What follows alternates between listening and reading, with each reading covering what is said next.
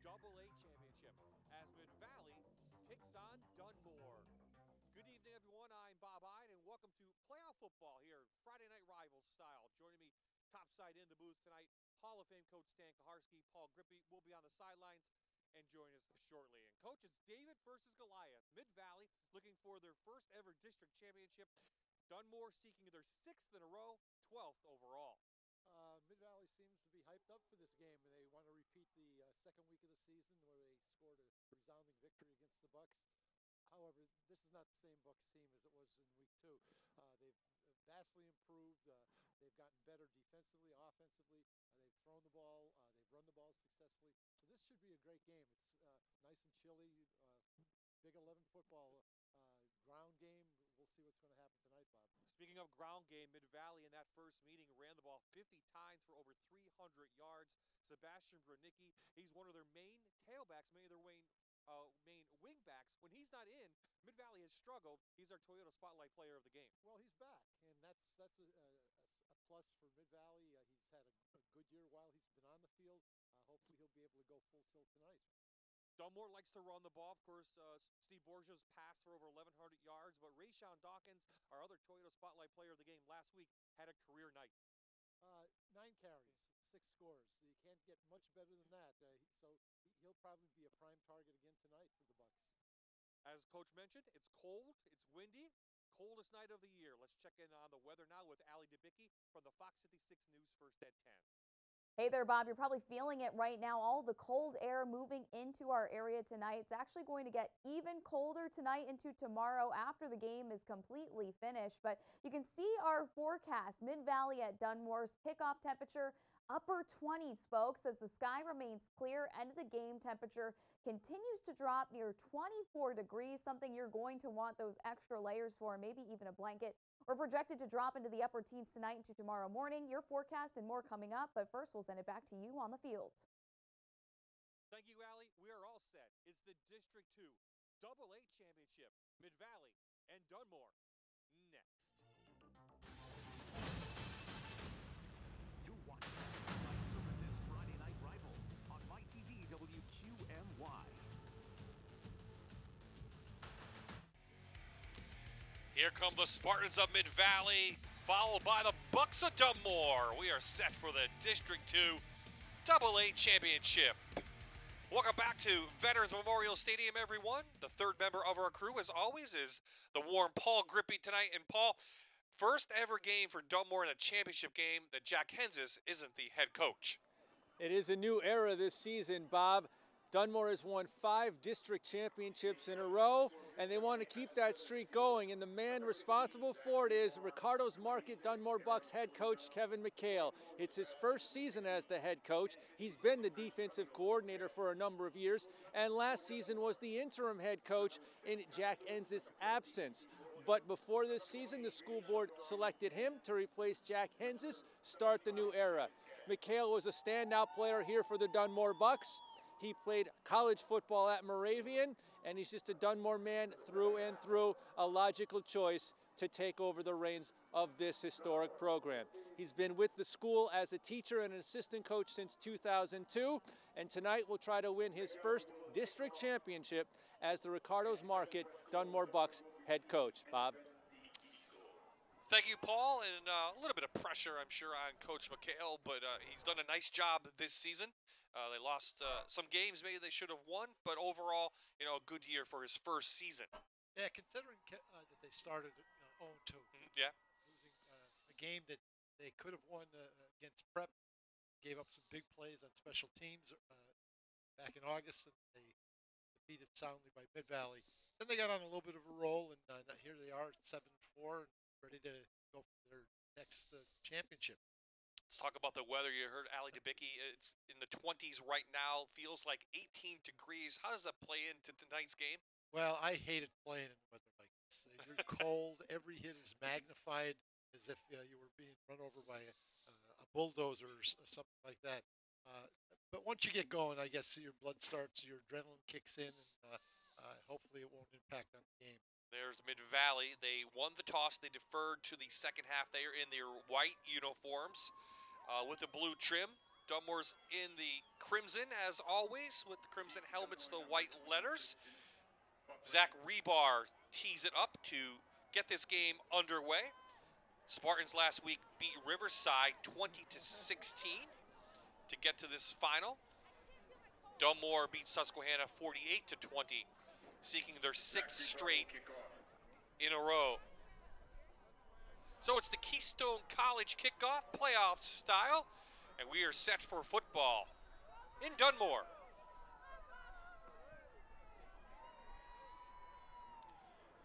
Christian Buckley from his 5.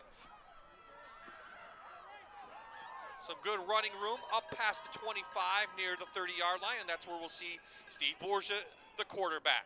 He's rushed for over 550 yards, but through the air he's thrown for 1,100 yards, Coach. 11 TDs and just 5 interceptions. I think the number of completions is a surprise to a lot of people because they didn't expect him to be able to throw the ball well or that often. He's had a great year for the Bucks. He absolutely has, and that's brought to you by Allied Services. So 1st and 10 for the Bucks, averaging 28 points per game this season, just over 319 yards per game as well. They set up in the I formation. Play action. They're going to go out into the flat to Kinsel. Kinsel with room. Picks up a first down. Our first flag of the night comes in late. He's past the 40-yard line. Play action. Belly fake. Back out into the flat. So Dave Brzezinski, the referee tonight for this championship game. There is the rest of the umpire and the officials for tonight.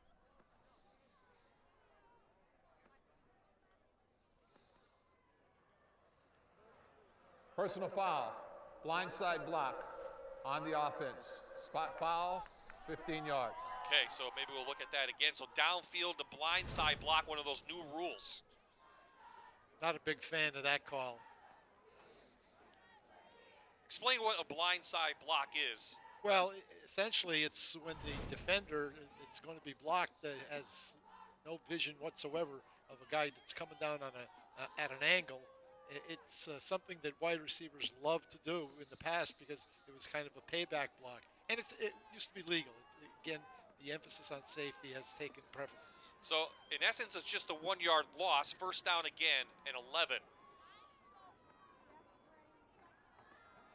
And they'll go off to Buckley up to the 30-yard line. Now, here is the Quad A Driving Academy starting lineup for the Bucks. Buckley and Dawkins in the backfield with Borgia, also Carl Kinsel. Valvano, Lewis, and Temperino are your receivers. Temperino a little banged up front. They got a couple guys back. They had some issues last week with injuries, but Caden is back. Seamus Caden on the in the guard position. So 2nd down on the way. This is Kinsel, and he's not going anywhere. Good job up front by Josh Angelo, the big sophomore. 3rd down upcoming. Angelo closed very quickly on that, was able to stop the runner from getting any kind of headway.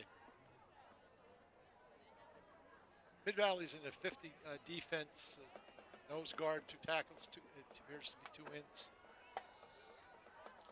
Mid-Valley giving up a lot of points this year, especially in the middle of the season, averaging 24 points per game to their opponents. Borgia will set up in the shotgun on 3rd down. They'll run the RPO, and Mid-Valley's right there. He's going to be short of a first down, just past the 35.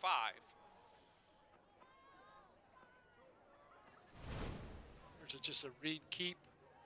Borgia is able to get up near the first down, but not quite. It's a big, big stop for Mid-Valley Spartans to be able to get the ball, or that penalty on first down hurt the Bucks. So Borgia will do the punting. Should be Devin Ayala back to receive. And it's returnable. Loses the ball, gets it back. I think that was Wolo back 28. It was. Wolo gets it back. Mid-Valley takes over around the 35-yard line. So the Quarterback for the Spartans this year, Patrick Furkey. He's a senior. Doesn't throw the ball that much, so his numbers dictate that. Just 332 yards through the air, 5 interceptions. Yes, when you're not given the opportunity to throw the ball regularly, it's tough playing quarterback. And what Coach means is this is a team that, will run the ball a lot. They average 145 on the ground, which seems low, but again, they struggled in the middle of the season running the ball. Little end around to Colino, and Colino brought down on the far side by Buckley. The wing T offense is designed to create a lot of deception on the part of the offense. Defenders have to play very disciplined football. They have to read their keys religiously, especially linebackers, because everything is misdirection with this offense. There's not many people that run it anymore. They used around here, particularly around the state, teams used to really go to it. Now, of course, we see spreads and RPOs and things like that more often.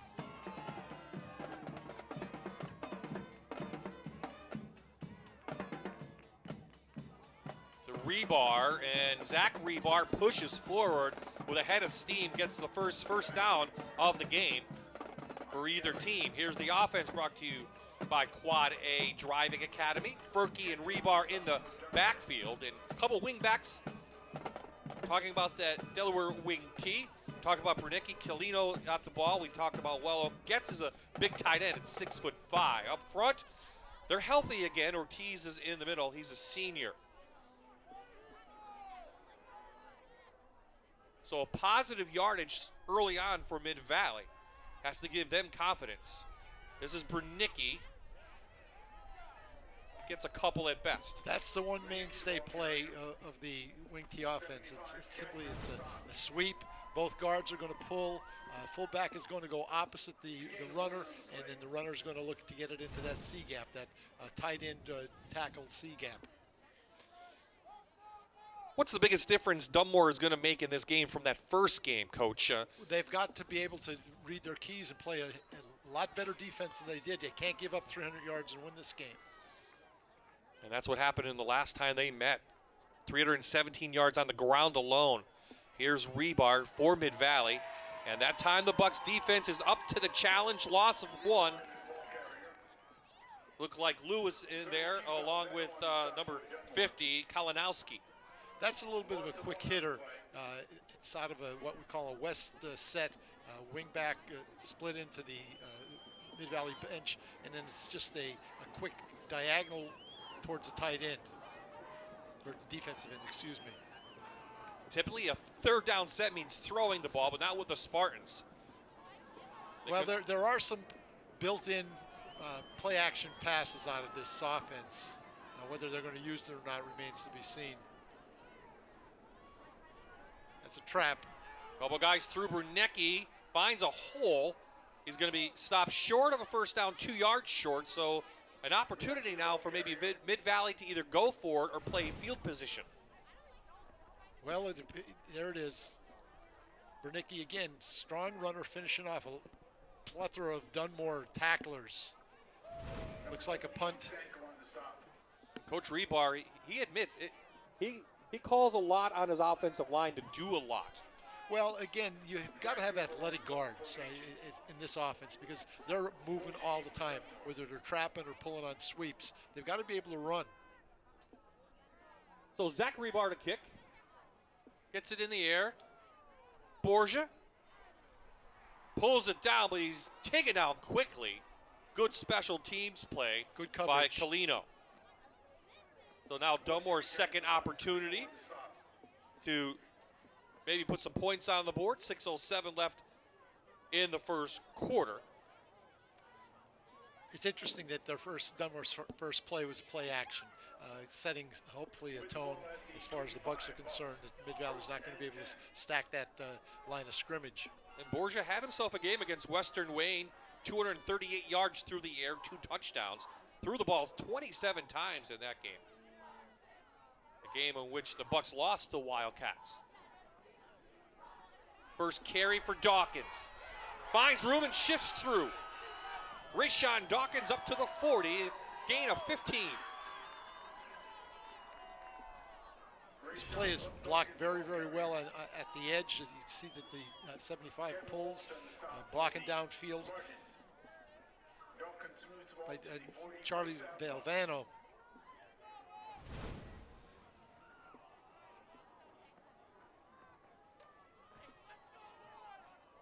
So the Bucks pick up their first down.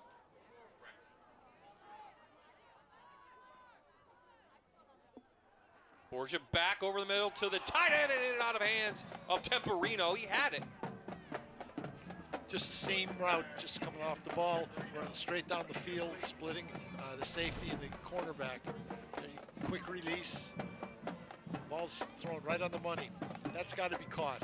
I was very impressed with Spartans' defense last week against the Vikings, and Riverside just throws the ball all over the place. But Mid-Valley read the keys the right way. They had a couple interceptions, and they held Riverside to just 16 points. Dawkins stutters step. Gets through another big game for Rayshawn Dawkins inside Spartan territory. It's power football. It's a power play to Dunmore's right. You see the backside guard, 75 pulls. Gets a good kick-out block. Dawkins does a nice job of picking up a first down. So we have a timeout. Fidelity Bank timeout called by Mid-Valley with 5:27 left in this first quarter. Dawkins is just a step away from breaking that. He has 2 carries, 26 yards. So far does Rayshawn Dawkins, who had 173 yards last week.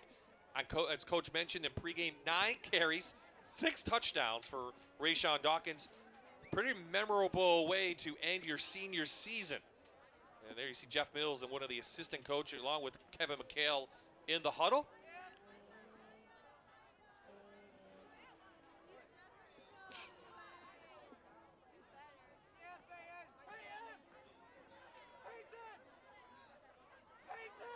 Friday Night Rivals is brought to you by Northeastern Pennsylvania's most recognized neighborhood bank, Fidelity Bank, recently voted best in the state banks by Forbes magazine.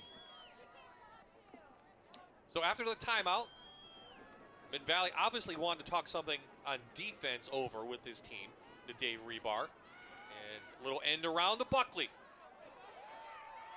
Good block by Temporino, and Buckley up for about 8. That's a speed sweep. It's a play that's become very, very popular over the last decade or so. You get a man in motion. And of course that sets up a fake to him. Quarterback keep it or a pass. Call it 7 for Buckley, who has 652 yards on the season, 14 touchdowns for the junior. That's on the ground, 5 touchdowns through the air. So Borgia will get back into the shotgun. Dawkins next to him. Little fly down the end zone to the end zone, and it's a Gibbons for touchdown for Christian Buckley. Perfectly thrown football by Stephen Borgia. Simply a fade route down the sidelines, put the ball exactly where it had to be placed. You can see the corner was beaten. Buckley just looks the ball in, gets the Bucks on the scoreboard. Yeah, Callaway tried to knock it down. He was unsuccessful, and the Bucks get the first points of this District 2 AA championship. Borgia does a nice job there looking off to his left. He looked off to his left. If there was a safety that wasn't going to be able to get over to help on that fade pattern or route. Peyton Berdurka with the extra point, and the Bucks take the early lead. 4:39 left in the first quarter. 7-0 Dunmore.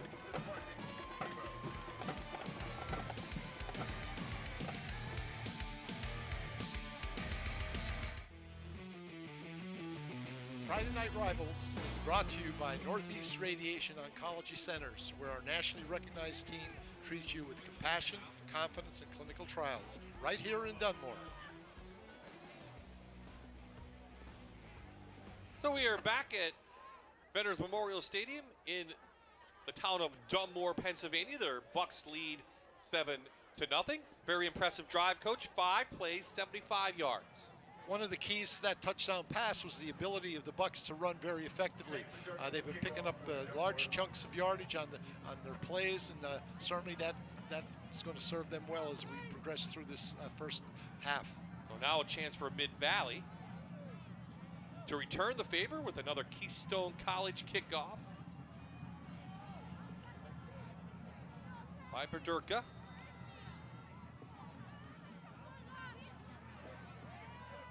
Deep kick, Wolo from his 15. I should say Callaway from the 15. Oh, ball is out, and it's recovered by Dunmore. Nope, they say he's down. They say the ball came out when he was on the turf, so a break for Mid-Valley.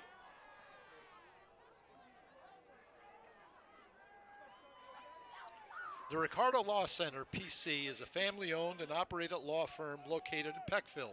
Bank on our dependable attorneys to efficiently represent you in any family law case. Boy, Mid-Valley's lucky there. Yeah, I didn't get to see what happened on it. So Callaway has it. It's number 7 did the stripping there, at least initially. Yeah. That was David Riley. I think he did hit the ground first before the ball came out. He was losing it. So back, trying to get something on the ground as Mid-Valley. Zach Rebar is stopped. And it's a good stop up front. Up to this point, Bob, it appears that Dunmore has a different game plan to stop the run. This is the kick again. He spins around, and then I think that might have been a fumble, but again, no replay in high school football. So 2nd down and 10, no gain for Rebar.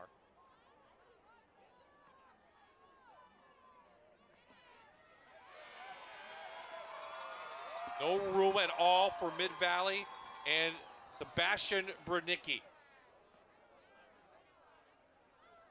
Loss of 2. Here now the Dunmore defense brought to you by Quad A Driving Academy. Here you see Caden Brislin in the middle and Temperino on the outside with 32 tackles. Mikowski also going to play some in there. Carl Kinsel, talk about him. 113 tackles on the season total, 12 for a loss. 8 of them are sacks. And then the secondary looks like this. There was a penalty flag down. After the play, because the down counts. So it backs Mid-Valley up to the 11-yard line, Coach. They put themselves in a very precarious position here, fumbling the ball on the kickoff return, and now the penalty and the loss of down. For a team that doesn't throw the ball, it's going to be tough. Here's Branicki. He's tripped up by Lewis up to the 15, and it's 4th down. Dunmore has well prepared themselves for their defense here. Number 6 does a great job. That's Tommy Lewis. Now 4th and forever. Yeah, we know the Bucks were not happy about losing to Mid-Valley in week number 2. They started 0-2 on the season. Did Dunmore. That didn't sit well. Oh, Rebar's taken down, no flag, gets the kick off. We have an injured Dunmore Buck, Galvano, but he gets up at the 5. And on the field, the ball for the Bucks will be inside Spartan territory at the 46. So check out our Grotto Pizza keys to the game, Coach, for Dunmore. As always, they talk about special teams here. They want to keep the ball. Yes, they do. Why are special teams important on a night like tonight?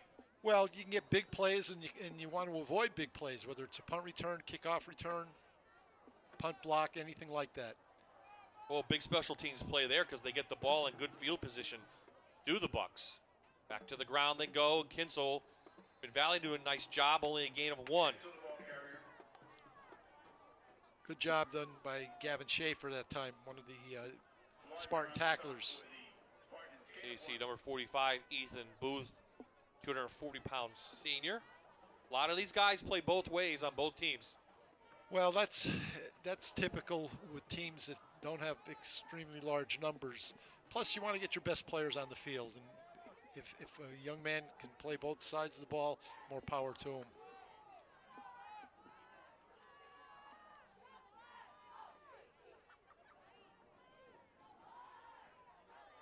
End around, who looks like Valvano. Valvano picks up positive yardage inside the 40.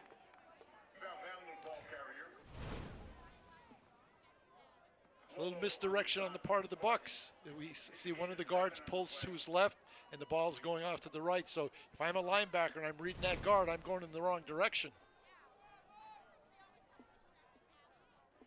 Dunmore, a very well-balanced team. They average 211 yards on the ground, 108 through the air for 319 yards per game total. They score at a pace of 28 points per game, as I mentioned. So more balance on this team than we've seen in a long time for the Bucks. And Kinsel bounces out. That was a trap. It was plugged up very effectively by the Spartans, and Kinsel was able to bounce it to his left and got within distance of the first down. Here we see it again. It's a good move to get it outside. With good tackle there. Gets the tackle. Yep. It's all 6'5" frame. And Kilino, number 26, came under. So 4th down and 1. The Buck defense staying, offense, I should say, staying on the field. Mid-Valley's got to watch for a long count here. Not jump off sides. Clock rolling under 1 minute to play.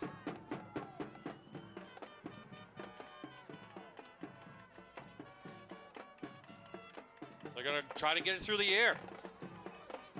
Downfield. Drop it. Catch it. They say it's a catch. It's number 27. Temporino, the tight end, downfield. Big gain to the 15. It's a Pocono Transportation first down inside the Allied Services red zone. I think that's a play that you wouldn't have seen during the Hens's era. And 4th and 1.5 or 2, there'd be power football. And here we see a little bit of play action. 75 gets out to protect Borgia and accurately puts the ball right where it's supposed to be. I think both of us were confused. Yeah. I thought the ball hit the ground and bounced back up, but it was a nice catch by the tight end. Dawkins weaves through to the end zone. Touchdown. Touchdown. It's another Gibbons Ford touchdown for the Dunmore Bucks.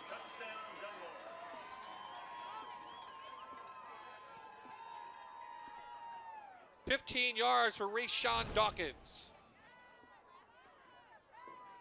Nice cuts here, good balance. He's able to fight off a tackler and extend the ball across the plane for a touchdown. And that will bring us to the end of the quarter, Bob, after this extra point. Yep, I was going to say, 12 minutes back on the clock. Last play of the first quarter. A first quarter that has seen the Dunmore Bucks take the lead in this championship game. Durka in, kick is up, and it is through. So the Bucks again drive down the field, and after a quarter is in the books. It's the Dunmore Bucks 14, the Mid-Valley Spartans nothing. Back for the second quarter, and this is KC Dental Smile Camp, the Mid-Valley student section over here on the north side of the football field, and they are supporting Mid-Valley, and I will tell you that Dr. Casey would be very proud of these smiles. Look at all of them. They're happy Mid-Valley Spartan fans. And the first quarter was exciting.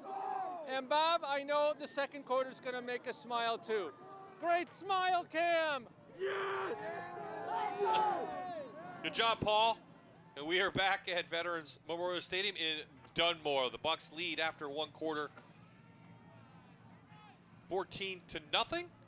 They're going to tee it up, get it back to Mid-Valley. Now, Coach, in that first meeting, it was actually Mid-Valley who jumped out 14-0. A little bit of opposite something going on here. I mean, kind of expected maybe, too? Well, we said this earlier in the week that this is week 12 or 11, whatever it is. It's not week 2. And obviously Dunmore is well prepared. They've made the adjustments both offensively and to some degree defensively as well. So they had a great first quarter. So we're having a bit of a delay due to the scoreboard malfunctioning here at the stadium in the dark. They're getting a little bit of it back as people check on the power here at Dunmore. There we go. And exactly what the score was. And 12 minutes left, and we start the first quarter. So the Spartans find themselves down, Coach. They have to find that running game. Well, again, for the first quarter, it appears that Dunmore is in the right spots and taking their reads and not giving the runners from Mid-Valley much opportunity.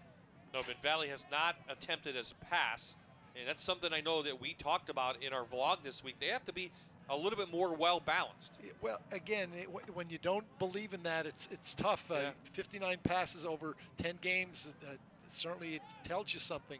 And we said this during our vlog, that if Dunmore was able to stop the run effectively, Mid-Valley was going to be forced to throw the ball certainly a lot more effectively than they have up to this point. Another interesting aspect, I think, and you mentioned it in pregame, off the air, this is Mid-Valley's first game on turf all season long. They played on grass, or they played on turf For their scrimmage, against West Scranton in August. But other than that, they haven't been on the turf. I don't know whether that's impacting them or not, but it certainly is something different for them. So, Keystone College kickoff for Dunmore. Taken by Ayala, about his 15. Still on his feet, gets up to about the 24. Good luck, Bucks, from Joe Tomko, Vice President, Commercial Banking, Fidelity Bank. So here come the Spartans back on, trailing now in this championship game.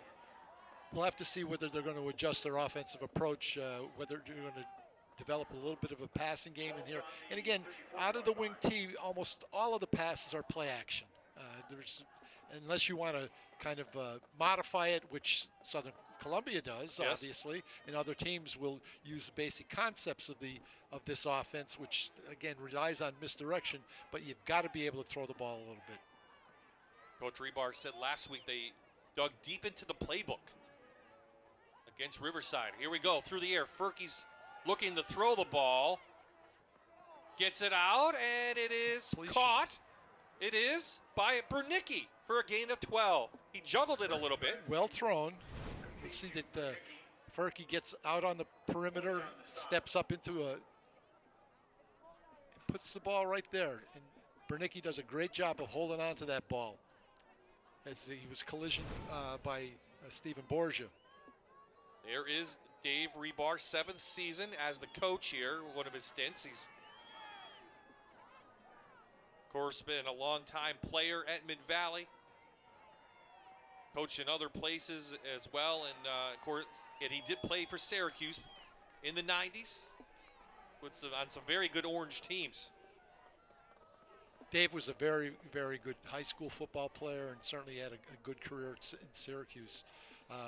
Comes from a good family. His dad coached at Mid-Valley for a little while, and his brother Chad played at Wake Forest and unfortunately passed away at a very young age. Aaron Colino banged up. He's the one that carried the ball for a couple of yards. So there's a little bit of a timeout on the field. He walks off. Good to see that. And there are Grotto Pizza keys to the game for Mid-Valley.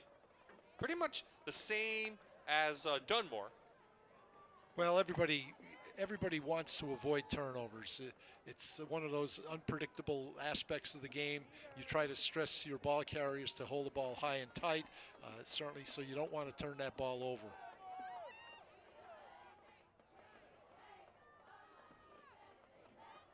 Brunicki straight through. Good job by the Bucks. Nick Stanko on the bottom, the senior. That's a tackle trap. Tackle's going to pull, and again, there's nowhere to go.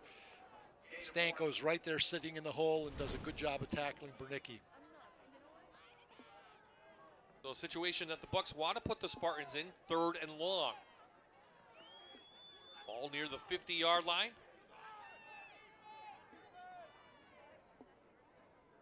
Decent crowd on hand here in Dunmore, especially when it's 25 degrees outside. We hope they're home watching us on TV. Berge to the air, being chased. Gets out of that and then gets hammered just around the line of scrimmage. Fourth down upcoming. Berge was able to prevent almost a 10 to 12-yard loss on this. Managed to avoid that one tackler, takes the ball up. He's got to put it away. He's carrying it outside of his body. And again, that's risking another fumble. Bavano made the tackle, and the punt team's going to come out.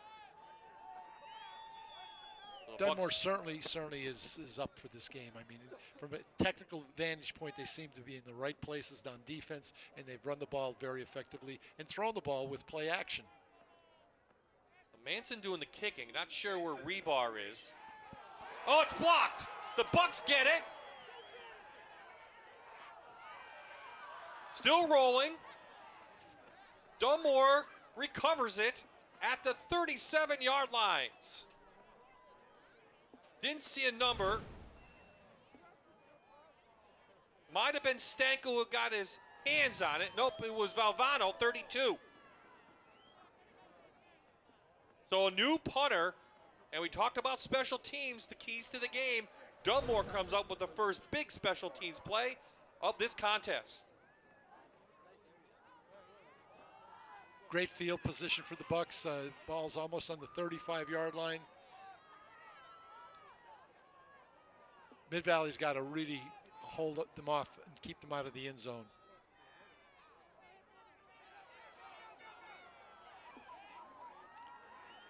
Dawkins weaving through. In and out. He's very shifty, got great balance. Speed is very good as well. Makes a lot of tacklers miss. And we're going to go quickly. Kinsel has a big hole, the fullback trap, up near the 20, and he's inside the Allied Services red zone. And it's a Pocono Transportation first down.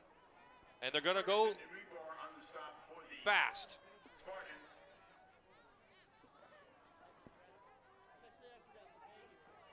Showing a little tempo. Borgia sneaks out, and he's in for a Gibbons 4 touchdown. 20 yards for Steve Borgia.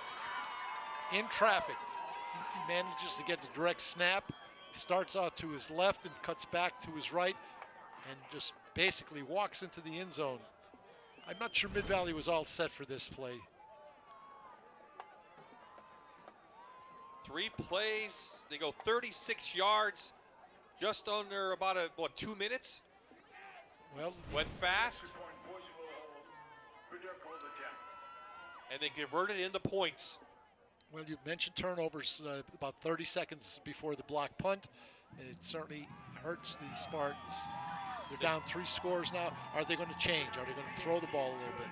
Well, we'll find out after the break. 8:32 left in the half. The Bucks starting to pull away.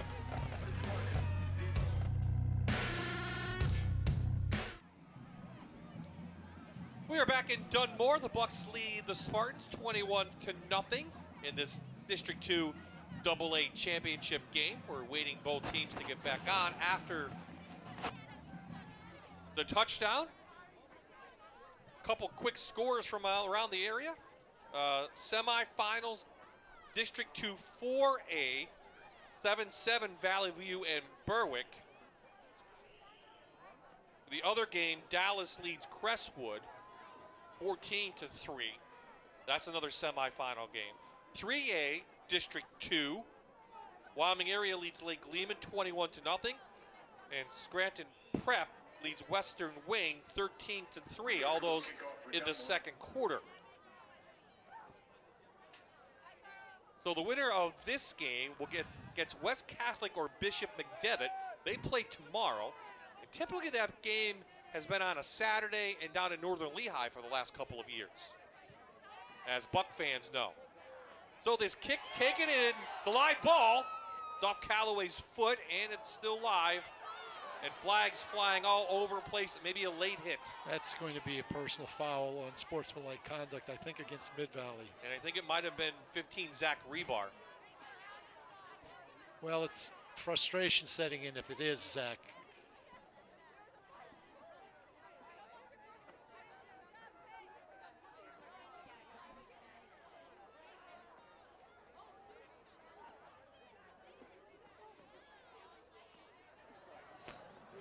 All on the same kid, right? 115.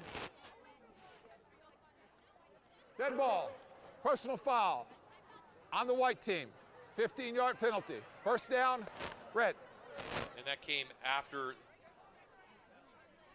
the ball carrier was down.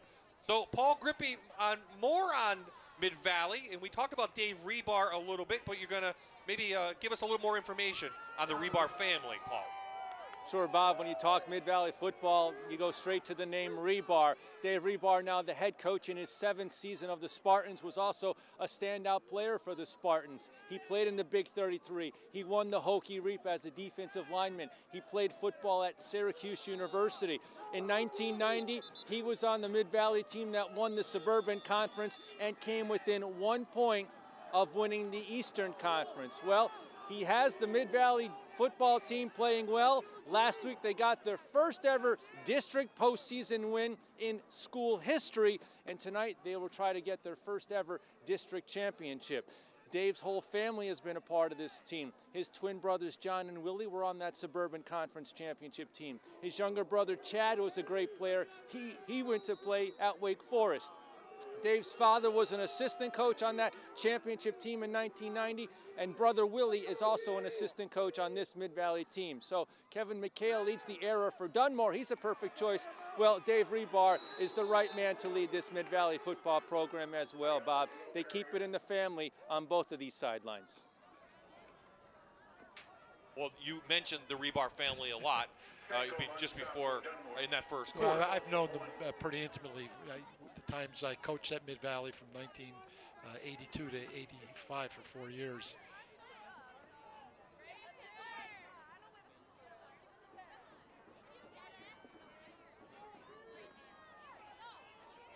So Ayala lost a yard on that play.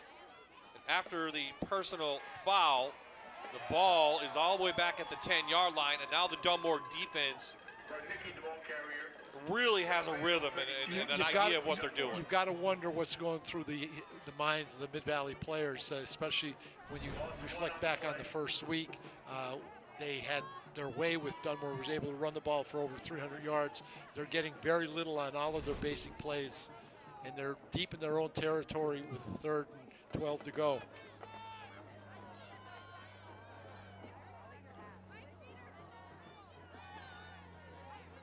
There's a play action. Yep. Berkey back looking for anything, nowhere to go, and it's picked off. Intercepted by Dawkins, and I think we're going to have a face mask after the play. Well, we said earlier that Pat Berkey has only thrown for 2 touchdowns and 5 interceptions, and he was ill-advised to throw this ball.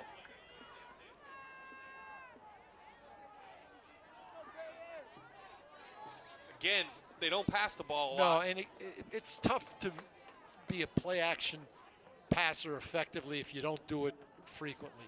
And again, 59. On the turn. Personal foul. Face mask. On the defense. Half the distance penalty. Dunmore ball. 7-yard line. First down. Let's look at it again, Coach. There Ground it is. level. It's a fake sweep pass. You can see he's trying to avoid it, and that's just really a poor decision on the part of Berkey. 7-yard line, first and goal, Bucks. Unfortunately, Zach Rebar had no choice but to. That's the only way you can get a hand on him, and that's got to be tough though as a player, right? I mean, It you're is. reaching your hands out. You do. You're not trying to get the face no, mask. You're not. You know better, and it happens. But once you grab it, you should let go of it. So inside the Allied Services red zone, Dunmore knocking on the door at the 7. First and goal. Buckley to the 1. Very patient that time, is looking for some daylight to be able to get the ball into the end zone, plants that left foot in the ground, and gets it down to the 1. You'll see here, there it is, he plants that, and he really runs into his own man.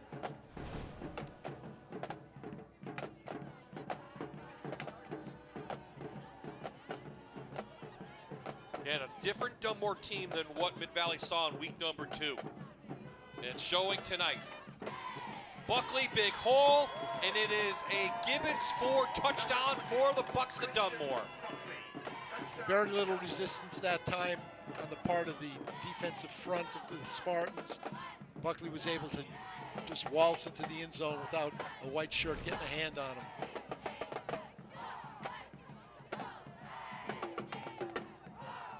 Oh, the Bucks are rolling, looking for their 6th straight and their 12th overall. It's very demoralizing for Mid-Valley at this particular point. They're going to have to regroup. There's still over 6 minutes to go in this quarter. Need to generate a little bit of some consistency on offense and handle the kickoff flawlessly. That was a low snap. Borgia hung on. Durka kicks it through, and suddenly it's 28-0.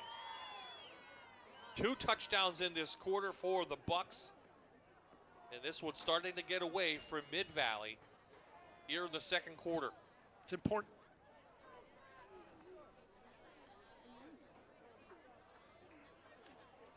Friday Night Rivals is brought to you by Northeast Radiation Oncology Centers, where our nationally recognized team treats you with compassion, confidence, and clinical trials, right here in Dunmore.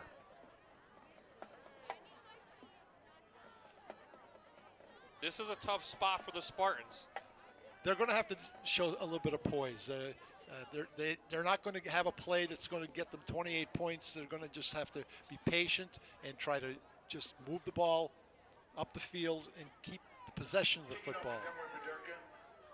A couple other scores. District 2 6A, Delaware Valley leading Wilkes-Barre 20-14. Prep now up over Western Wayne 16-7. These scores are courtesy of the NPF football.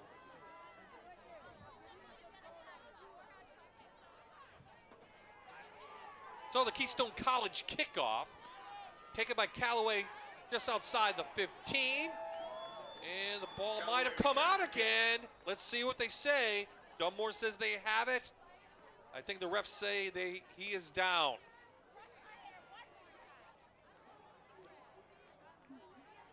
Sanko and Burke on the stop for Dunmore. Parents, save money on your car insurance. Quad A Driving Academy is a certified PennDOT third-party tester. We have helped over 10,000 new drivers become safe and confident licensed drivers. Save money by checking us out at quadadrive.com. So here's a little bit of a wrinkle. Looks like Brunicki takes the snap. Ball is out, and Dunmore has it. Steve Borgia, and he coughs it up. Ayala picks it up, and then the whistle blows, and they say it's back to Mid-Valley. You got all that? We'll recap it. Ball came out, Borgia picks it up, he fumbles it, Mid-Valley recovers. Let's watch it again. That's just a belly play. It's like a power. Borges looks like he's ripping the ball out. Oh, he lost the replay a second, but it's back at the 10.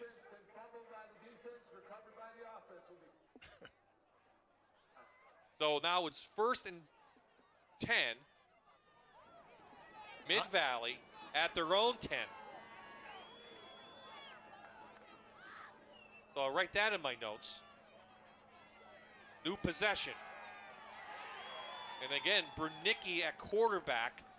Not sure if Fergie's shaken up at all. Brunicki, the ball carrier.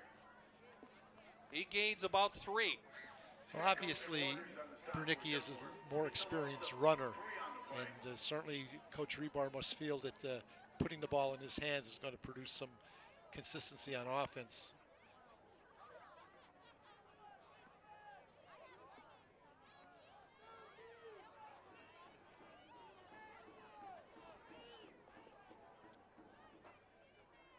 44 still at it.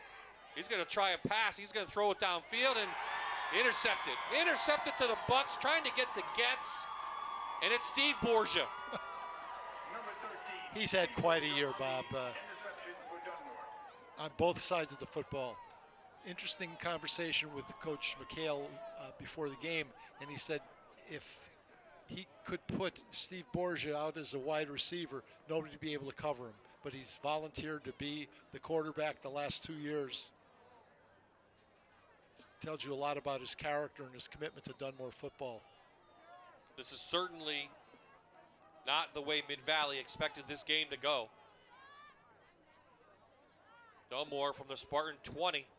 Again, Borgia over the middle, and it's caught. Caught by Temperino. First and goal. Dunmore, it's a Pocono Transportation first down. Coming into the game, the Bucks were a little banged up from their last 2 games against Lakeland and Susquehanna last week, and some of the players that were wounded are playing tonight and playing very effectively, and Temperino is one of them. So they're inside the Allied Services red zone, trying to put another Gibbons Ford touchdown in, and they do. This time it's Carl Kinsel. Number 48, Carl Kinsel, touchdown, Dunmore. 35-0. We're into the mercy rule in the second half if it stays this way. So Kinsel scores. I have his first touchdown of the season. He probably hasn't played a lot of fullback. No. Stanko has been the main fullback during the course of the year. And of course, Kinsel has been a dynamite defensive player. For the extra point, Boise will hold. Predictable to 10.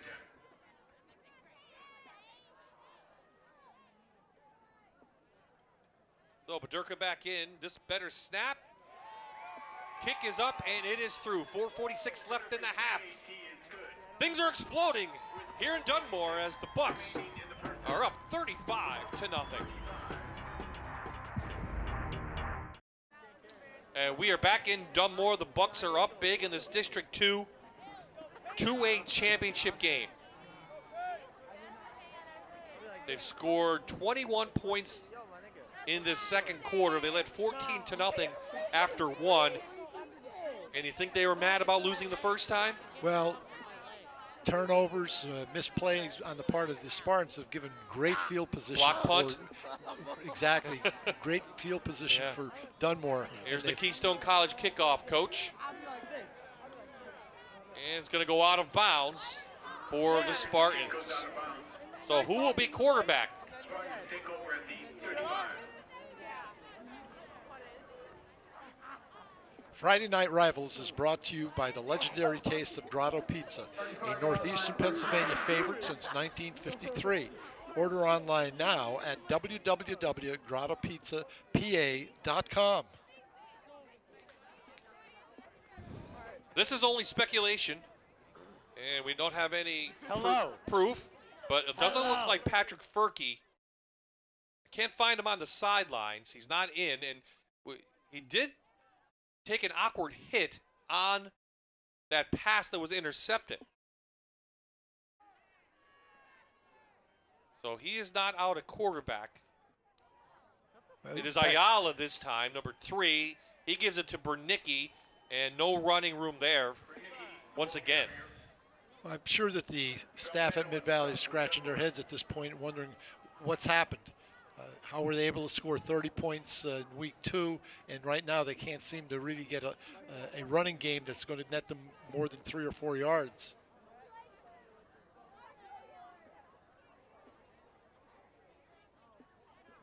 Again, they rely so much on that offensive line. Don't you think it has to start there? They have to get some holes. But very, very true, Bob. Dunmore is playing how many guys in the box? 7 or 8. The safety's up, Borgia. They try the fullback trap to Zach Rebar. He gets positive yardage. One of the things I noticed with the interceptions that Dunmore have been able to get is that they're really reading the routes effectively. And again, when you're playing against a wing T team, you know what the offensive play action is going to look like. You know which receivers are going to be where, and it's easy to really jump them, especially if you're in some kind of a man. Well, at this point in the game, is it 4-down territory? Does that sound ridiculous at this point? No, it's not ridiculous, but again, that's a decision that each coach has to make. It's not an easy decision to make. Straight handoff. Looked like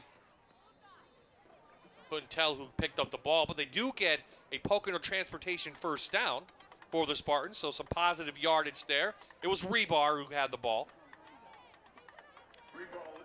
They have 3 minutes and at least 2 of their timeouts left.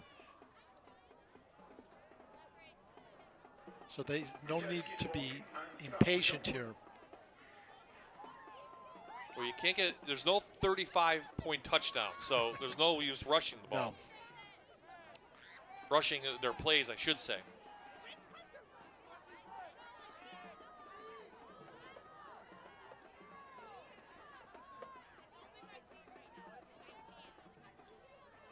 Bernicki finds a hole. It's a tackle trap to the right side of the offensive line. And again, you'll see misdirection here, Bob. The fullback is going to fill for the tackle that's pulling from the left side of the offensive line. And there you see Bernicki. Taken out by Valvano. So they've got a little bit of momentum on this drive. They've had a couple of runs that have netted them more than 5 yards.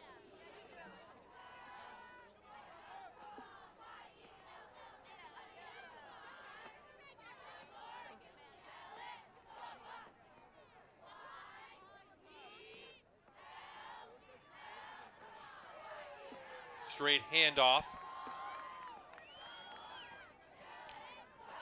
That's a belly play. It's a blast or a power to the tight end side. Lead blocker. Now, Dave Rebar is not one of those coaches that handles offense or defense. He's strictly responsibility. he delegates, and he just wants to watch the way the game goes. He'll make suggestions to both sides of the ball, and that's the way he seems to like it. Well, people are comfortable doing it, and what they're telling you is they really do trust their assistants to be able to call the defenses and send in particular running plays.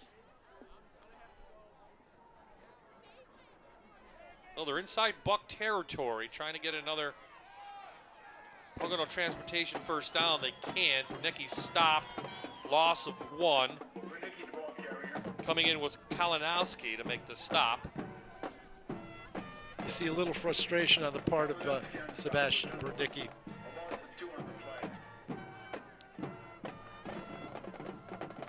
I think you're going to get an answer to your question here, Bob, as to whether they're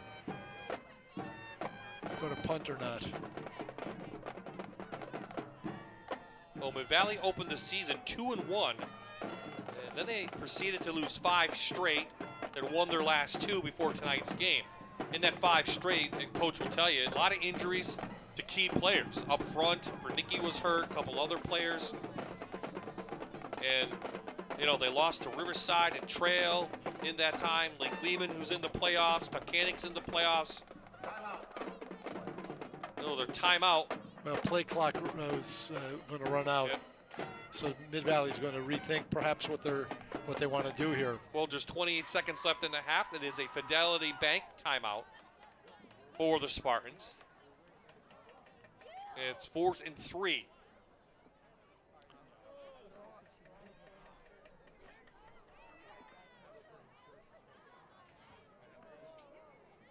Dunmore scored in the first quarter on a 5-play, 75-yard drive on their second possession. Then on their next possession, they had a short field, and they scored. And it was 14-0 after the first quarter. Then there was the special teams play by the Bucks, block punt. And from there, the ball just kept rolling downhill. Rebar stacked up, and the Bucks make the stop on 4th down. Same play. It was a belly to the tight end side. Now Dunmore has a choice here whether just to take a knee and go in at a 35 or use the 22 seconds left on the clock to see if they can put another score into the end zone.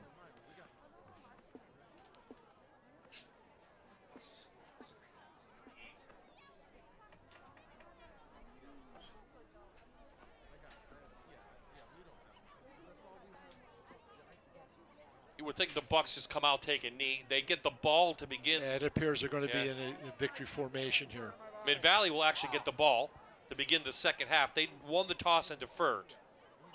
But the Bucks will run out the clock and go into the half in this District 2 AA championship, leading Mid-Valley 35-0. Of the first half with the score, the Bucks 35, Spartans 0. Paul Grippy now with Coach McHale. Coach, that was such a great half. Did you feel your team was really fired up in the locker room before the game? Yeah, they were ready to play. They were ready to play. We got to practice on Monday, so we weren't surprised with the effort they were putting forth from the beginning. How do you want them to approach the second half? Come out, score 0-0. Come out. We'll be kicking off to them, try and get another 3 and out, try and put the ball in the end zone, and try and keep doing the things we're doing well. All right, thanks a lot, Coach. Dunmore feeling good right now. Halftime, and they're up 35-0, about to win a district championship. Thanks, Paul. Coming up at the half in the Toyota Halftime Report, we'll check in on the Fox 56 News first at 10. Paul has a special interview with our friends from Allied Services, and then Coach Stan and I will be back up in the booth for some stats and highlights.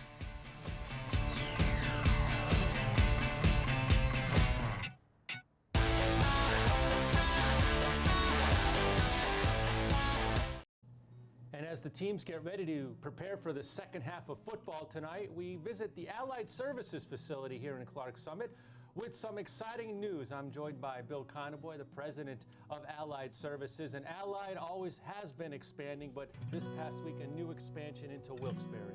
Yes, thanks very much. It's really a great week.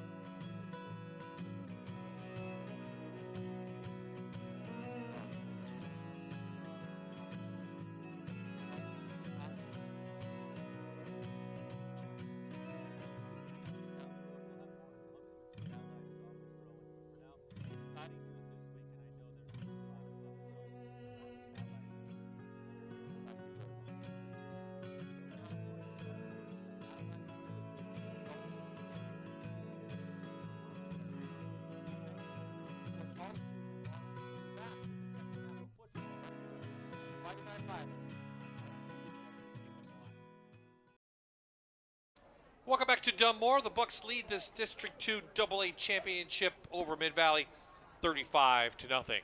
Welcome inside. Well, a chilly booth. Bob Ide and Stan Kaharski. I mean, compared to outside, it's warm.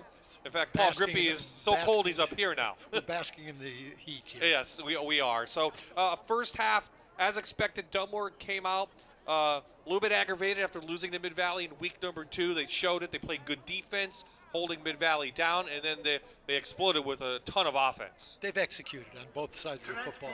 You can take a look at who scored their touchdowns, and there's been a great distribution. The big three, each of them has gotten into the end zone. Kinsel's gotten into the end zone.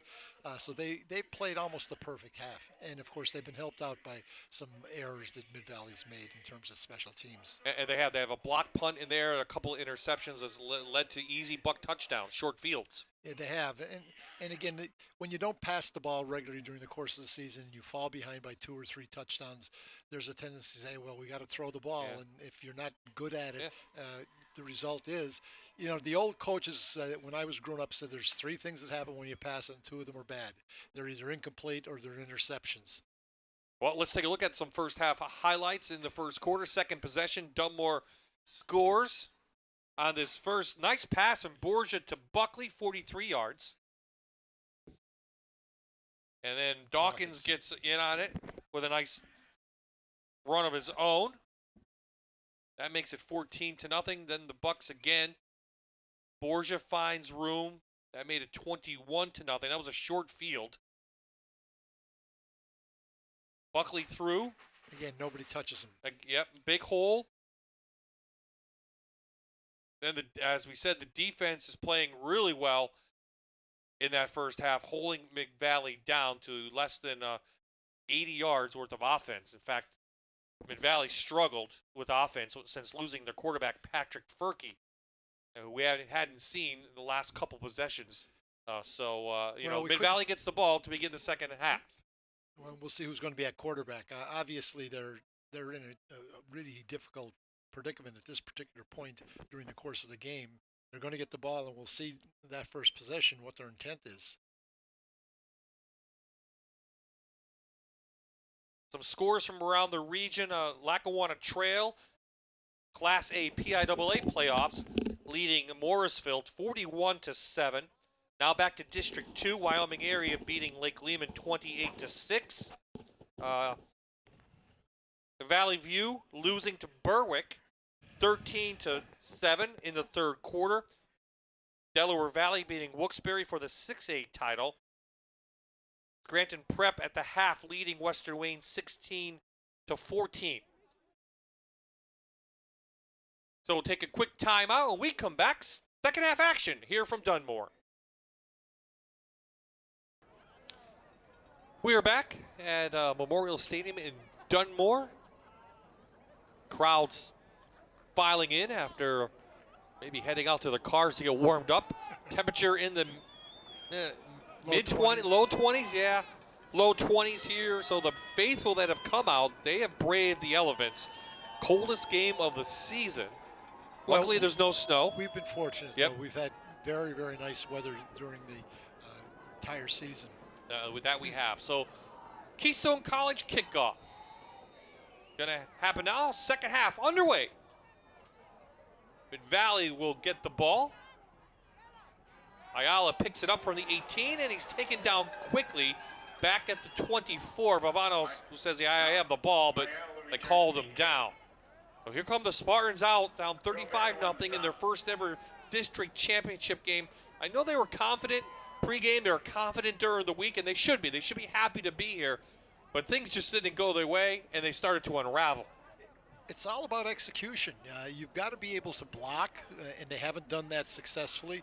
You've got to be able to tackle. They haven't done that successfully as well. I mean, their effort is there, but it's just not, the execution is not as good as it's got to be against a much improved team that they're playing over the first time that they played this team. Okay, so Patrick Furkey, number 2, the starting quarterback, the senior, seems to be out. Devin Ayala will resume those duties here in the second half. Then he just go back to the ground and pound to Zach Rebar. They pick up some nice yardage, so you lose your starting quarterback. They don't throw that much, so you have to rely on the ground game. Well, you would hope that who's ever going to take the snaps has had some opportunities in practice. Quarterback is a very difficult position to play if you don't have a lot of experience.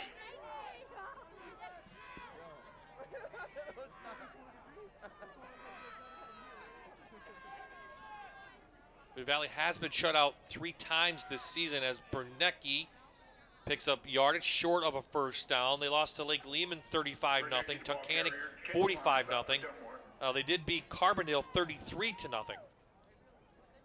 So I guess it was twice, my bad. Got shut out twice this season.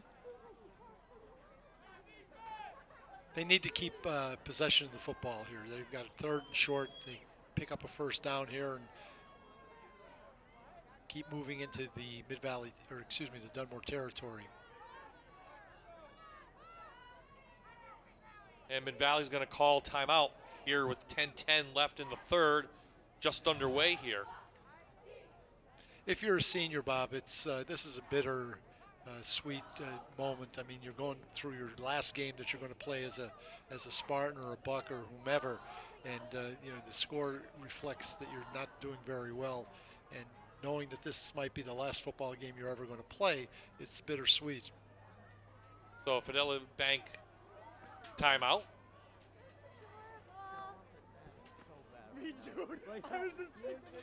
Friday Night Rivals is brought to you by Northeastern Pennsylvania's most recognized neighborhood bank, Fidelity Bank, recently voted best in state banks by Forbes magazine.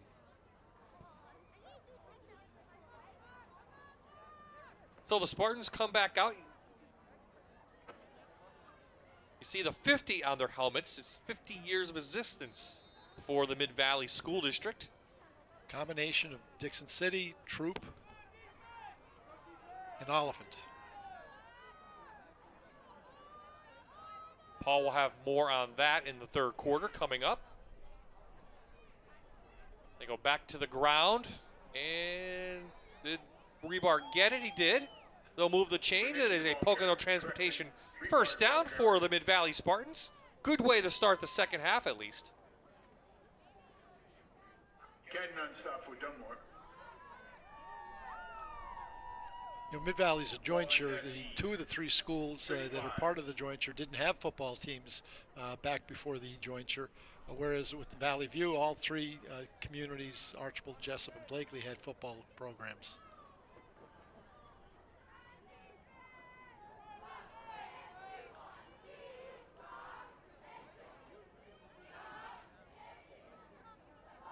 Reverse. Yeah, reverse, and Dunmore was aware of it.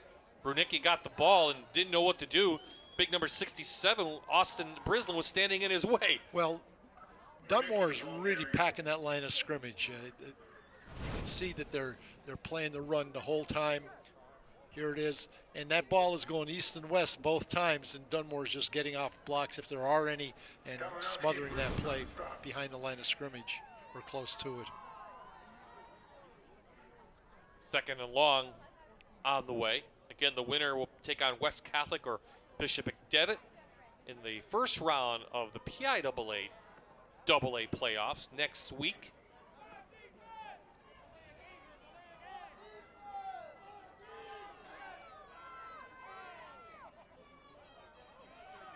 Bernicki, and the defensive line just too strong up front. At this point, no gain. Dunmore's done a great job of preparation for this game defensively. They're just smothering everything at the line of scrimmage. Again, Dunmore gave up 317 yards on 50 rushes to the Spartans in week number 2, which seems like a long time ago. Well, it is. It is a long time. It's a lot of game experience picked up by one team. Some tough losses for the Spartans.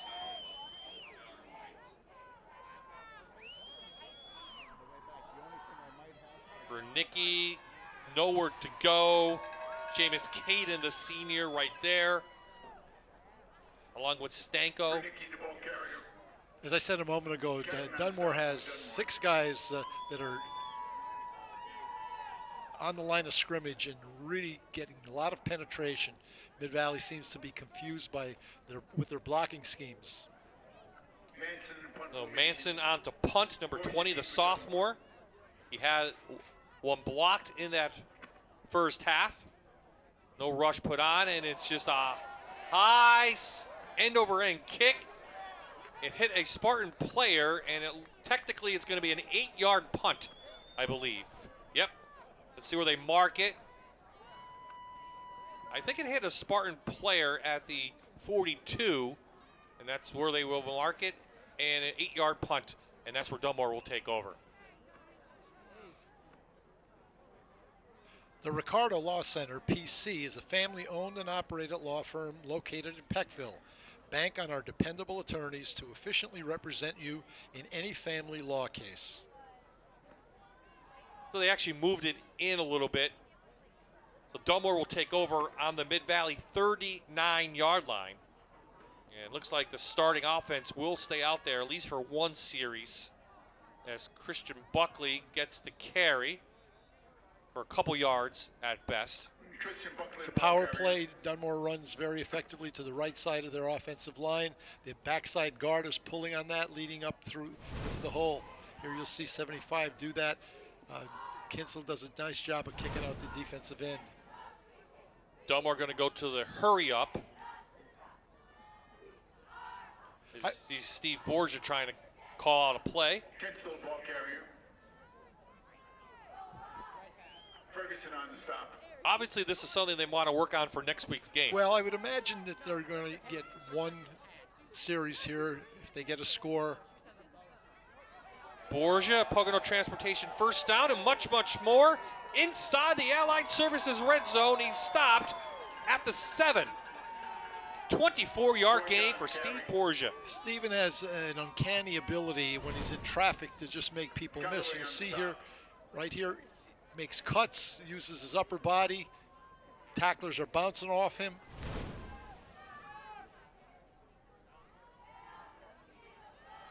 Well, read the RPO. He was literally on top of Steve Borgia. Good job of Borgia just to keep the ball. Loss back to the 12. Well, if he was reading that, he didn't read it very well.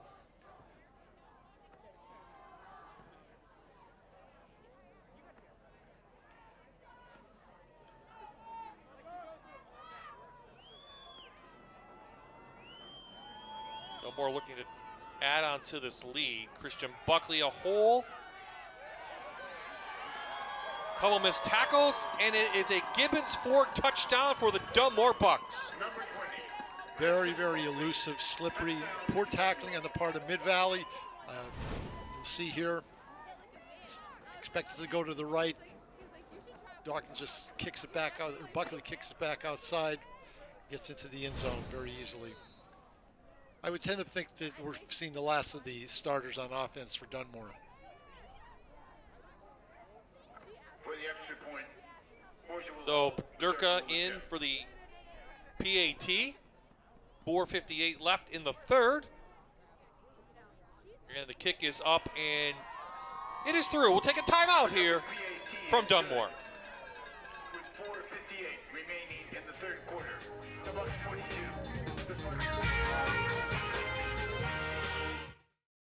Not have it live. Back in Dunmore, 42-0 the score. We're waiting both teams to kick it off. And the Bucks have the 42-0 lead.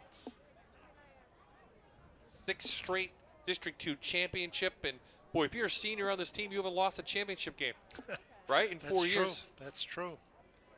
It's a credit to the program that Jack Hens has established here, going back quite a number of decades. And what's interesting, Bob, if you take a look at the personnel at Dunmore's coaching staff, they're almost all graduates of Dunmore High School. Coach Hens has left an indelible mark on the souls and the character of all the young men who have played for him over the decades. Who have we seen out there? Miller Holmes is here. Miller's here. Colin Holmes is here. Michael Perry's here. Michael Perry. all names from the past that we've had right here on My TV WQMY. Keystone College kickoff taken by Callaway from his 10. He goes up to the 30-yard line, and Paul Grippy staying warm down there. Are you, Paul? Are you staying warm? You know me, Bob, I am always warm, and it's been a year of nostalgia when you think about it. We're winding down 2019, but it seems every week or every month there's been something to reflect back to that special year of 1969. Well, the Mid-Valley Spartan football team is honoring that. On the right side of their helmets, they wear the number 50. This is the 50th year of the school. Back in 1969, Mid-Valley and Valley View consolidated some school districts in that Mid-Valley part of the football region, and that's what started the school. So they're remembering the 1969 year when the school started. But just in history, that was the year of the moon landing and the year of Woodstock, and the Beatles released Abbey Road, and the Miracle Mets, and the Jets won the Super Bowl. So part of the walk down memory lane, part of nostalgia. 50 years ago was a very special year. Mid-Valley riding high. After 50 years, they're in their first district championship game. So a milestone for them. The program looking to start off the next 50 years on the right foot. And Coach K, I know back in 1969, you'll share your memories of watching the first ever season of Sesame Street. Yeah, right, Paul.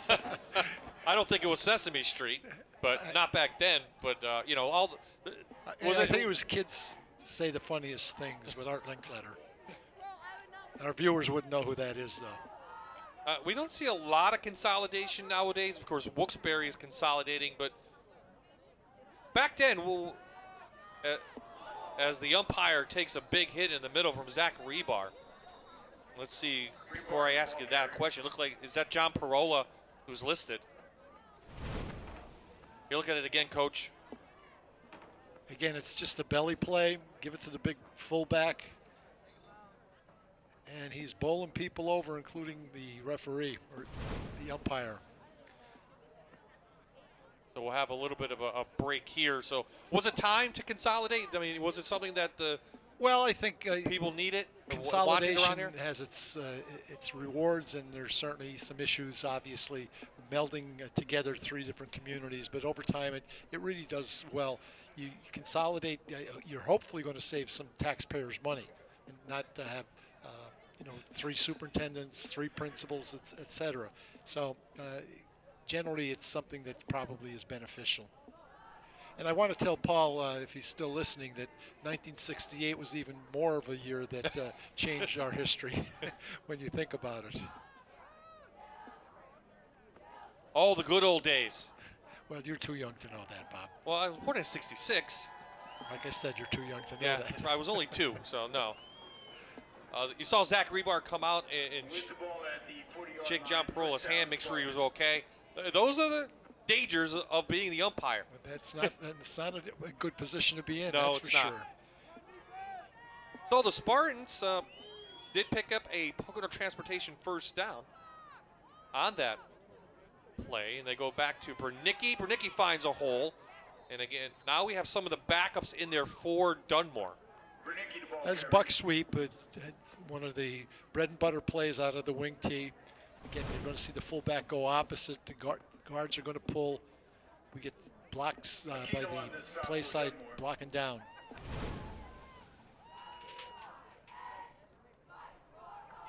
Marzocco on the stop, number 59 for Dunmore. We'll try to get you some names of the players on the field now for the Bucks. We'll get to play in this District 2 championship game. The clock will keep rolling as we're inside the mercy rule, they call it.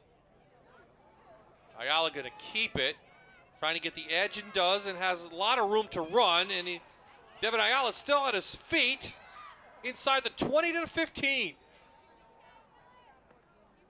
Nobody established the edge for the Bucks, and Ayala was able to get outside and down the sidelines all the way to the 15-yard line. So the sophomore showing some wheels, picks up a Pocono Transportation first down. And the Spartans are inside the Allied Services red zone. Chance to put some points on the board. First down at the 15. Clock will get back to rolling.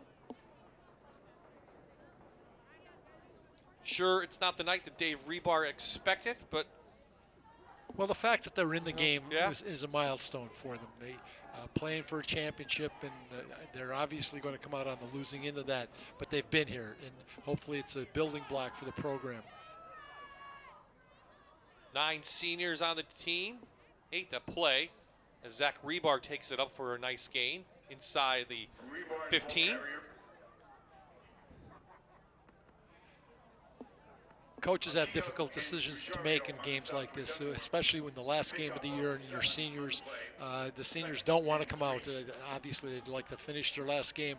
On the other hand, you know, you're not going to win this game, and you want to get your younger players in and give them a taste of what it's like to be in a championship game. Well, when Coach Rebar played, it was the Eastern Conference they won, right? So that was a little bit different back then.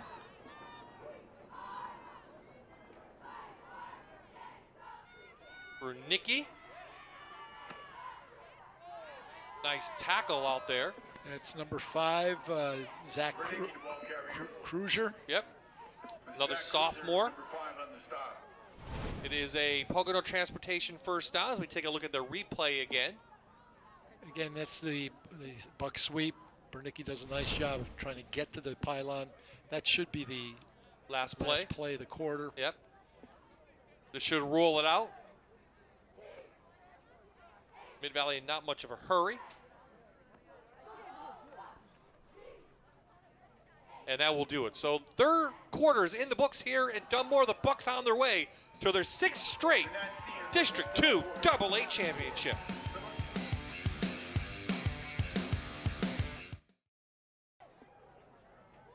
Welcome back.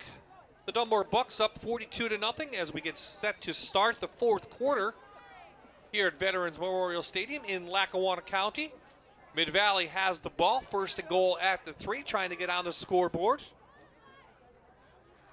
Sebastian Bernicki off the right side. He goes in for a Gibbons 4 touchdown for the Spartans. They're on the board. Simply the play they've run consecutively. It's that buck sweep to the right side. Gets the Spartans on the board. Here you look at it again. Good blocking. 67 does a nice job. Kicks out. Maseko.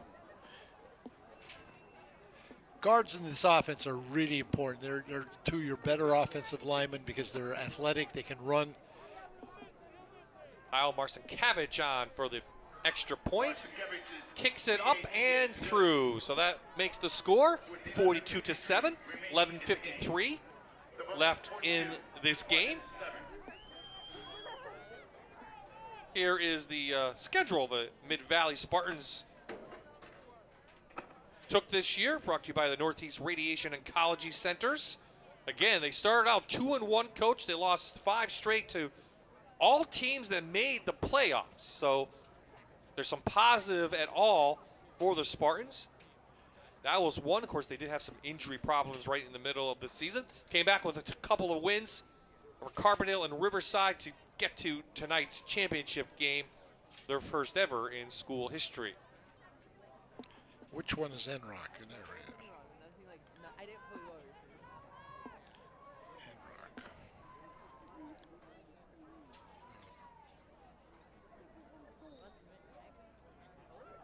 So both teams going to get out for a Keystone College kickoff. Keep this game rolling here. I know the fans are bundled up in this 22-degree weather. Love to get home, get some hot chocolate, coffee, anything to keep them warm. Shout out to our crew tonight. All of them bundled up. Our camera people doing an awesome job. They've done a fantastic job all season long. Best in the state. They are quality workmen. Quality that you mentioned.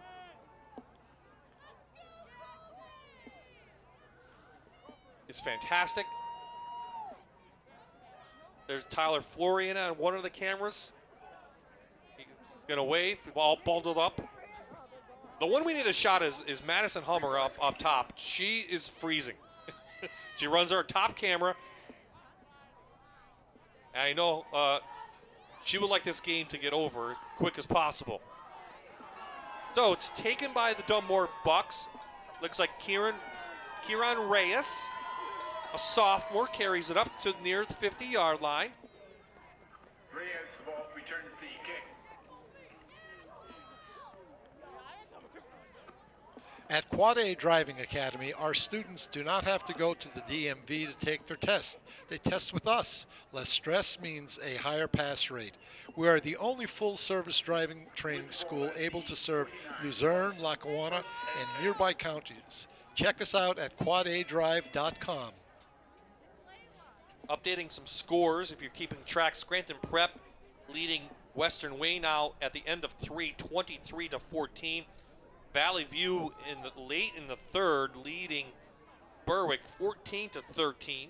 Dallas winning their game over Crestwood in the 4A semifinal as well. So we try and end around. Nice running.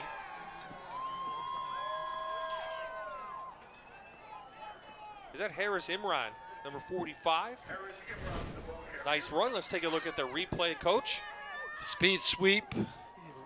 A lot of running laterally, but he manages to break a couple of tackles and picks up 4 yards.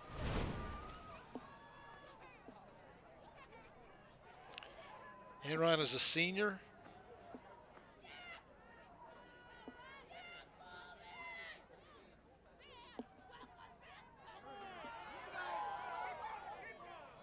Nico Ruggiero, a freshman, gets the carry. Quarterbacking is Liam Crawley, sophomore. If you're an underclassman and you're not a starter, this is really an exciting opportunity for you to play. It's always great to get on the field and be able to do your thing. Show coaches that there's potential there for the years to come. Well, yeah, they have to get 7 in a row. So it maybe, what changes do you expect next year? I mean, there's a new cycle coming. New classifications are going to be out. There's some word spreading maybe around the Lackawanna Football Conference might change. Wyoming Valley Conference, obviously Northwest is going to playing in the Heartland Conference. They remain in District 2, but they're going to play in the Heartland. You mentioned Berwick when we had spoken earlier. I don't think Berwick's going to move out. The rumors, there's always rumors and speculation and stuff like that. Well, there's changes that might be made. This is something that the athletic directors are going to have to sit down. I know one of the things is that they're going to arbitrate as to who you're going to play, and there's some people out there who want to say, well, we'll place people in our divisions or our classifications, but we want to be able to go out and play other teams, pick up more points for state playoffs. Trying to get a Pocono Transportation first down is Crawley. Let's see what the spot is. And I know we've talked to some coaches individually. Mid Valley's going to take over. That, for example, Valley View plays Dallas and Berwick. Now they're playing them again in the playoffs. And I think we've talked about this in one of the games. Do they like playing each other in the regular season and then playing again in the playoffs? I mean, some do, some don't. It depends on your perspective, whether your ultimate goal is the states, which most teams are. But realistically, there's teams that aren't going to be able to make the states no matter how they try. And it's a question of being able to get games that have an interest for your school and for your fans to some degree. Well, fans like rivalries. Sure they do. And that's what they want to see. And that's what's going to bring fans out.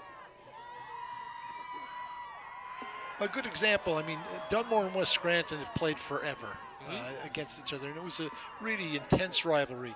And, of course, that's gone by the wayside. Well, the people that are left here, braving the cold, give us a smile. It's the Casey Dental Smile Cam. There you go. There's a nice smile at the end there. It's wishful thinking wearing those sunglasses.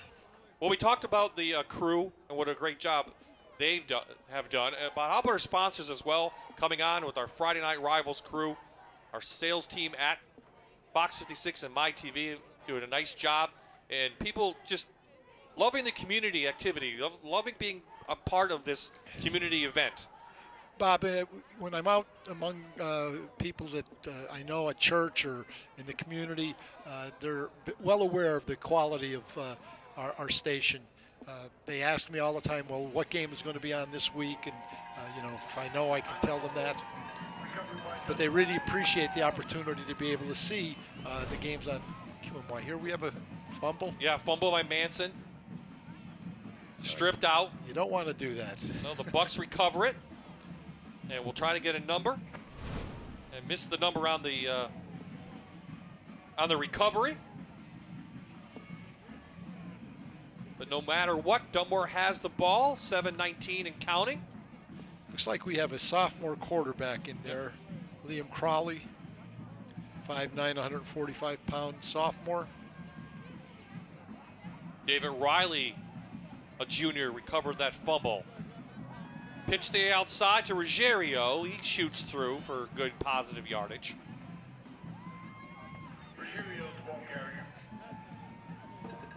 So second down upcoming. Under 7 minutes to play here. 35-0 at the half. Dunmore, they added a touchdown on their first possession of the third quarter, making it 42-0. Mid-Valley has come back with a late touchdown here. There you see some of the brain trust, the coaches that have been here, even under Jack Hens's, they were all here. You won't find a finer gentleman than Jack Hens's. He's a man of great character and integrity. And again, just the fact that you take a look at those sidelines, the number of people that played for him over the decades that are part of his program and now are taking on the program to same heights that he did.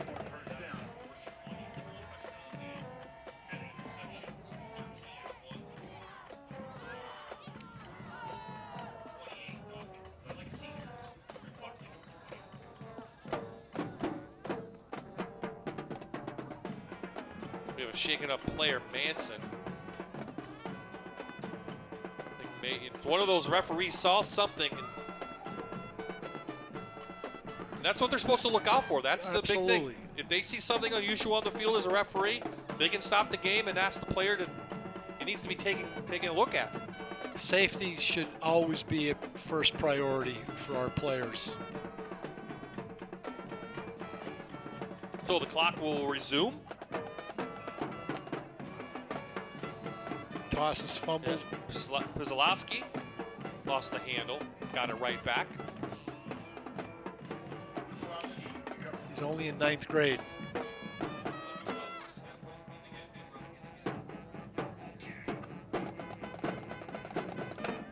This is not our last game, so fans don't think that. We have another game next week.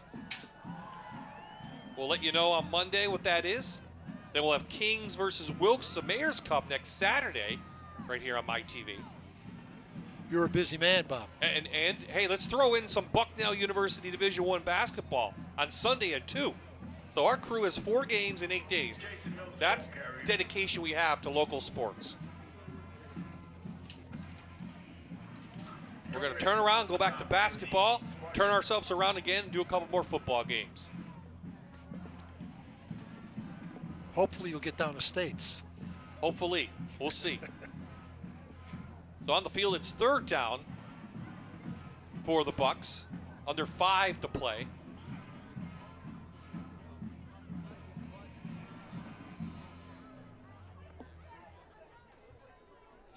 Puzalowski taken down. It appears that Dunmore's not going to punt.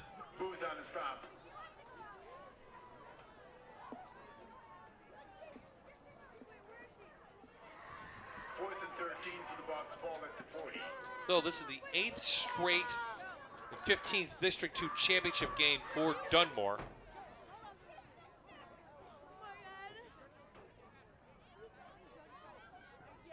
As Ruggiero on 4th down is going to carry it up and through, and on downs, Mid-Valley will take over.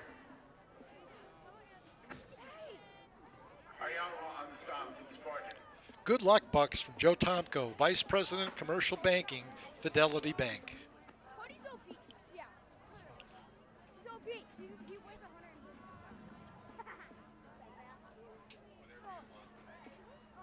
So we'll get a couple more scores, and maybe we have some matchups for championship games next week. Again, Dunmore will move on to meet West Catholic or Bishop McDevitt. They play tomorrow. I'm sure Coach McHale will be at that game. Well, in today's world, with the Max Prep and Huddle, you have films instantly. But it's always good to see people in person. So Omar Morales gets the carry. So here's the final, Coach. Valley View is in the District 2 4A championship game. They squeezed by Berwick 14-13, and they will take on Dallas, as Dallas has a big lead over Crestwood. So Valley View, Dallas, second year in a row for the District 2 title. Last time Valley View played Dallas, we know what happened. The Mountaineers, big win, what was it, 37-7? Yes. Do we see that again? Dallas is a very good football team. They are. They are very good, and they're very mature. They've got great experience. Dan Musier is back. He didn't play the whole season last year. He scored I think he scored the only touchdown that they had in that playoff last year against Starbuck didn't play in that game last year. So they're a very good football team. You would expect a closer game than the game that was yeah, at Valley View. I would think so. I would think that Valley View will play better. I know one of the things that they have to do is that they have to tackle better than they did in that first game. They missed a lot of tackles. Oh yeah, I mean Kelly had a big night. Yeah, he did. He did. So that's the 4A District 2 championship next week. Looks like in the 3A championship, Wyoming area is headed to that. They're leading Lake Lehman, and again, Prep was leading Western Wayne. We'll get more scores. That's going to be an soon. interesting matchup. If Prep plays Wyoming area? Yes, given the fact that Wyoming area physically really put a beating on Scranton Prep. But that was the second game of the season, again. And as I've said to you Different over and teams. over again, Prep has been on a roll ever since those two losses, playing outstanding football on both sides of the football, offensively and defensively. Great balance offensively. Yep. If you want to see some previews of some championship games next week, Coach and I, along with Jan Sechak, will have our video vlog, which you can watch on the internet, or on Twitter, or on Facebook. We'll post that coming up later in this week, next week I should say. And then we'll let you know Monday what game this Friday Night Rivals crew will be at next Friday. So we're coming up on the minute mark here. This game was really never in doubt after that second quarter. Morales there, a host of Bucks coming in. And we have a flag. I was just going to say there haven't been a lot of penalties in this game. There have been a couple of personal fouls, and but no off. I think there was one offside, maybe. One holding, yeah. But in the second half, obviously with the running clock, there weren't any until right now. Face mask on the defense. He's got a face mask. We'll repeat fourth down. Clock will stop momentarily. Fourth down on the way. And we'll get this one wrapped up. The trophy presentation will take place down on the field. We'll have that for you, Paul Grippy. We'll have our Allied Services players of the game.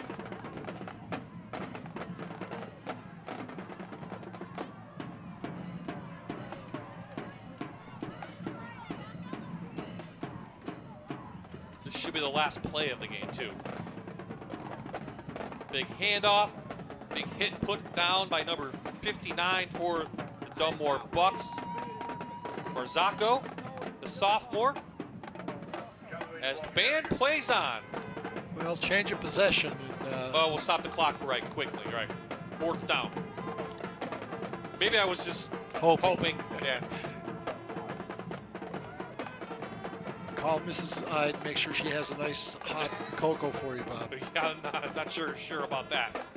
The clock will roll, no snap needed on the change of possession, and the Dunmore Bucks, for the 6th straight year, are the District 2 AA champions.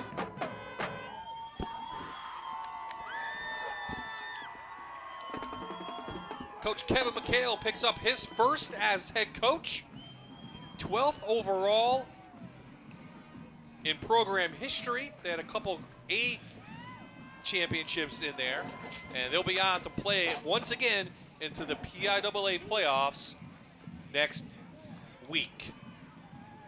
pretty much what we expected? I think so. Totally different game than game number 1. Again, as a head coach, you want to improve week to week.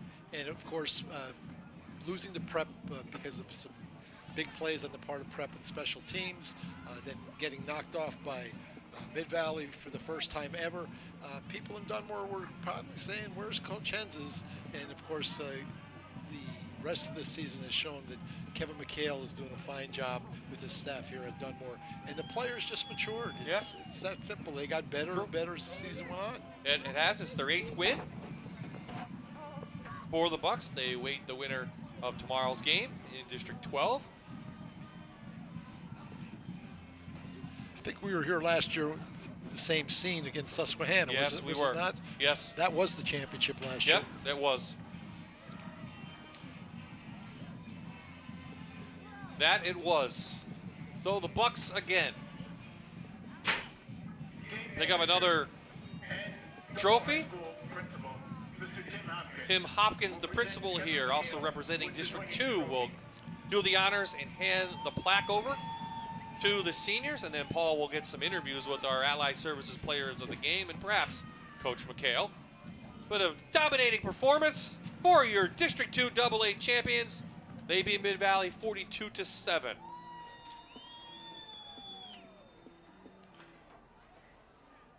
Again, those seniors undefeated in district championship games. Well, that's a legacy. That is a legacy. They'll take into their adulthood. Absolutely. They'll be able to show their kids. Yeah.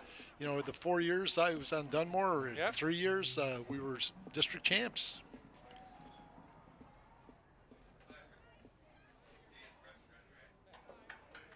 Yeah, they started out 0-2 to Dunmore. Coach mentioned they rebounded nicely. Became a more balanced team. The defense played a lot better, and that's why they are the District 2 AA champs. Sometimes people don't realize how important it is for high school kids to play a sport and to dedicate themselves and to develop formatively in terms of their character and their personalities. And again, something like this, you can see these kids and they'll remember this for the rest of their lives. Obviously, pictures to be had. A lot of pictures to be taken by the parents. Everybody has a phone. I know. So, Coach Grippy, Paul Grippy. Now he's down with Steve Borgia, one of our Allied Service players of the game. Excuse me. Go ahead, Paul.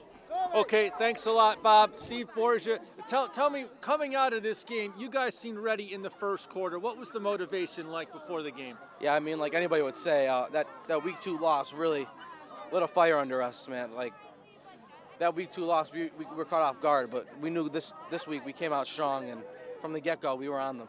Tell me about your team, because you guys didn't get off to a real good start here. So how did it develop to get to the district championship? Well, it's just perseverance and resiliency. Everybody's been doing a great job working in the weight room and really working hard at practice. And when we play together, it's hard to bring us down. How do you feel now going into states? Oh, confident. We just got to keep working. Monday starts up Monday. We got to keep working. All right, thanks a lot. Steve Borgia, Allied Services player of the game. And Bob, I'll get Ray Sean Dawkins here in a minute. For Mid-Valley, great season.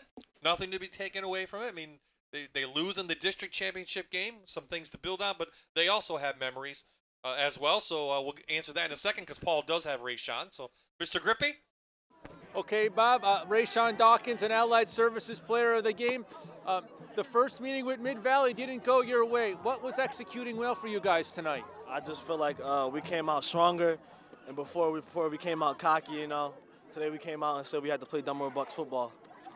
And you guys came away with the win. What do you think this means to your coach now to win this district in his first season and head into states? I mean, it means a lot. He works hard, and he deserves it, you know? All right, congratulations on being district champion and an Allied Services player of the game. Ray Sean Dawkins, Bob. Congratulations to Steve and to Ray Sean. And as I was saying, Mid-Valley, lifelong memories, relationships that you've developed with your teammates. Not everybody gets along, but you have respect for each other. And Stephen Borgia is very articulate. Talked about perseverance and that type of thing. It's good to see that. I mean, you dedicate yourself to something outside of your own being. You're part of a team, and that helps to forge a character that you're going to carry into your adulthood. Okay, quickly, the 3A championship for District 2 will be Wyoming area and Scranton Prep. Both have significant leads late in the fourth quarter. So that will wrap it up here from Dunmore. The Bucks win their 6th straight District 2 AA championship. Next week, we'll be back on the air at 7 o'clock with another championship game or PIAA playoff game if need be. For the entire Fox 56 Sports crew, for Paul Grippy, for Stan Kaharski, this is Bob I saying so long from a happy Bucktown.